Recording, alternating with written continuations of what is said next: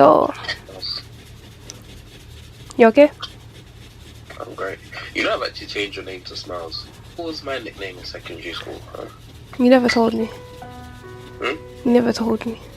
Because you never asked. Shows how much you... What was it?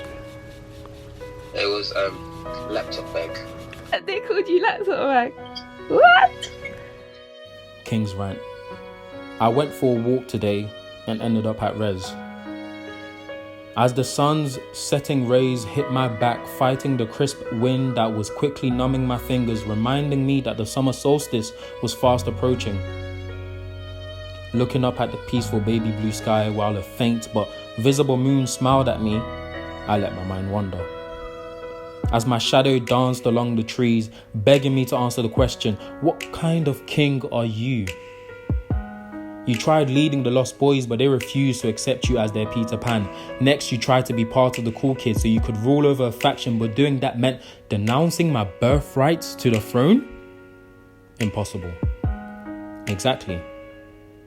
So how can you be a king with no land to rule, no people to lead, an uncrowned king?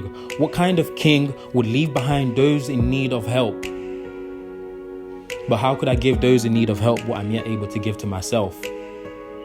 What kind of king lets himself fall into lust, be stricken by fear, allows their head to be filled with doubts? I am no perfect man, but a progressive man. I can only learn as I grow.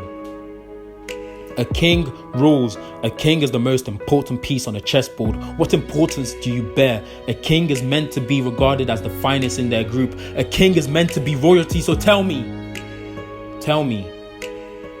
do you see royalty when looking at yourself? What king would cast his seed upon a soil of procrastination? As I stared long and hard into the void that could only stare back at my emptiness, she finally spoke. Hey, what's your name? Etienne. And you are? Etienne. That's a lovely name. What does it mean? Well, Etienne means crown, and Tieni is the head that crown sits upon. I added that next bit myself. This crown that was given to me at birth wasn't just any crown. It was a mantle passed down to me from my first best friend, a man whose voice was filled with such authority that when he spoke, the government listened, a man who enforced state and federal laws, a kind man whom I spent my Sundays with, marveling at his wisdom and the knowledge he spoke with. But now that he's no longer here, I must make this crown my own.